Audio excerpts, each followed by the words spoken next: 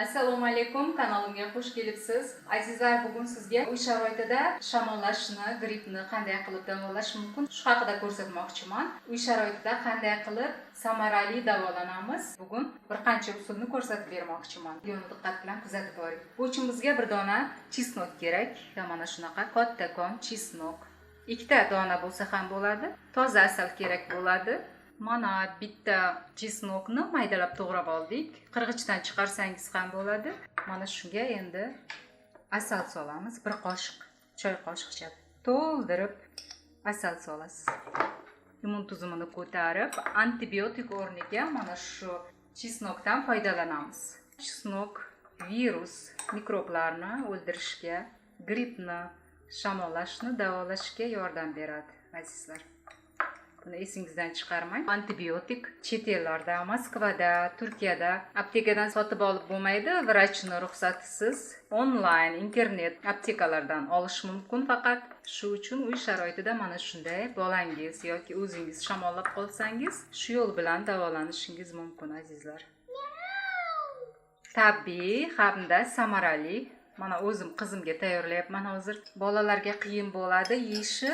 Qanday yeyish mumkin buni, azizlar? Buni ertalab och qoringa ovqatdan oldin 20 minut oldin to'ldirmasdan mana shuncha miqdorda berasiz. Bolalarga nafas olmay yut desangiz, nafas olmasdan mana shunday yutishi mumkin.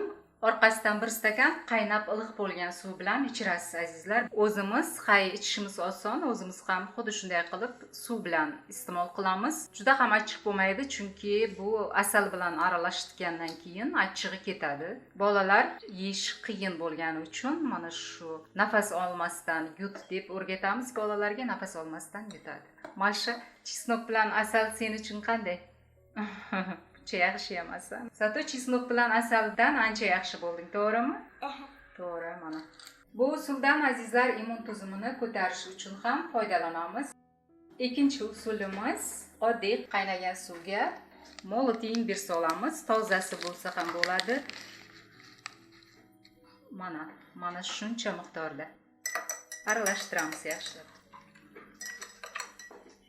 Bolalarga ham, kattalarga ham mumkin. Chunki men buni qizim uchun tayyorlayapman. Qizim marketga borganda konditsioner juda ham kuchli ishlaydi. Marketlarda bilasiz, konditsionerdan ko'chada yugurib terlab, konditsionerdan shamollagandi.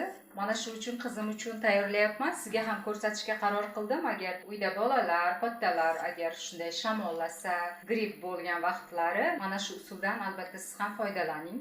Immun tizimini ko'tarish uchun hamda grippni davolash uchun, shamollashni davolash uchun ham juda ham yaxshi yordam beradi. Ozgina suvni iliq holiga qo'yamiz.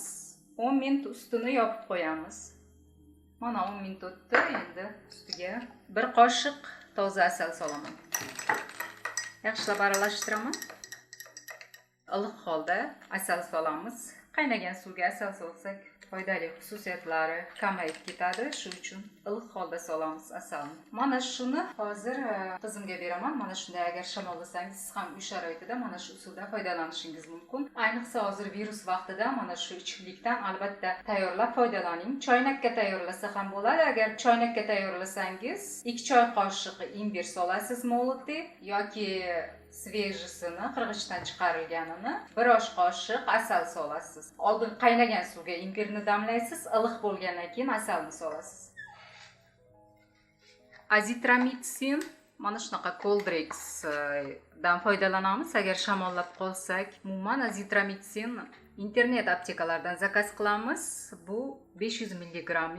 Agar kattalar bo'lsa, mana shu kunda bir martadan ichiladi kattalarga. Agar siz bolalarni azitromitsinini topolmasangiz, bu antibiotik, siz mana shu 500 mg-likni yarimtadan berasiz. 250 mg bo'lishi kerak o'zi bolalarniki. Shu uchun 500 mg-likni yarmini bo'lib berasiz. 3 ta donani 3 kun bersangiz bolalarga bo'ladi. Azitromitsin berdim 3 kun, keyin Coldrex ham kattalarniki, azizlar. Bu kattalarnikini nima qilamiz? Dozasini kamaytiramiz. Yarmini beryapman. Mana yarmini bergandim. Buni ham yarmini beramiz. Masalan, yarimtasini ertalabga, yarimtasini kechga beramiz. Bitta parashokni bolalar ichmaydi, mumkin emas. Mana shunday yopib qo'yamiz keyin.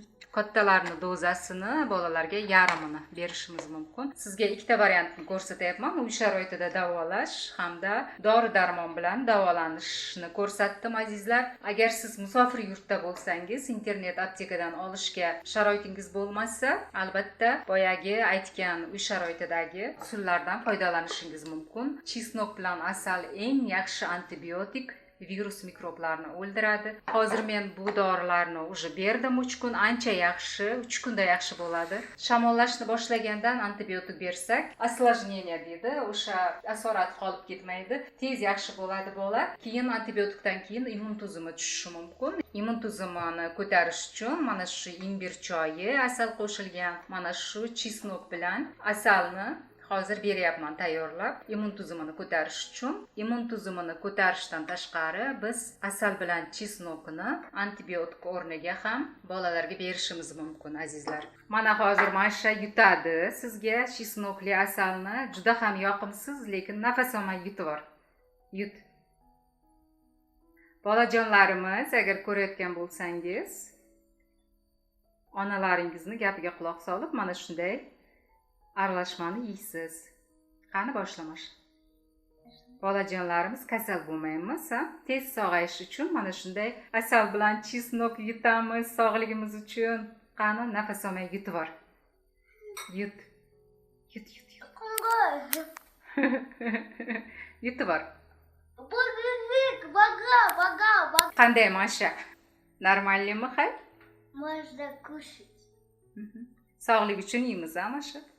Mana ko'rayotganingizdek bolalarga mana shunday uy sharoitida tabiiy antibiotik tayyorlab berasiz. Mana shunaqa choylar bilan davolashingiz mumkin. Aptekalarga yugurib yurmaysiz. Uy sharoitida tabiiy, zararsiz. Mana ko'rdingiz. Mana ozginasi qoldi. Buni ertasi kunga olib qo'yamiz. Ertasi kun ichasiz. Bir kunda bir qoshiqcha ertalabga yetadi. Mana shunday qilib uy sharoitida davolanishimiz mumkin. Ham samarali, ham tabiiy. Bolalar terlab, konditsionerda o'tirib shamollagan vaqtlari mana shu grippga, shamollashga juda ham yaxshi yordam beradi. Bundan tashqari ozish uchun ham foydalansak bo'ladi. Bu choylardan, chesnok asaldan ham ozish uchun, organizmni tozalash uchun ham foydalansak bo'ladi. Bu ichimligimiz ham mana bu chesnok asal organizmimizni, ichaklarimizni parazitlardan tozalaydi azizlar. Parazitlarni tozalash uchun ham, hammasi uchun mana shu chesnok bilan asaldan foydalanishimiz mumkin. Juda ham samarali usul azizlar. Agar video yoqqan bo'lsa, sizga like tugmachasini bosib qo'ying. Kanalda birinchi marta bo'lsangiz, albatta obuna bo'ling. Bugunga mana shular, keyingi videolarda ko'rishguncha salomat bo'ling. Поставьте лайки, не болейте, подписывайтесь на канал и внизу колокольчик.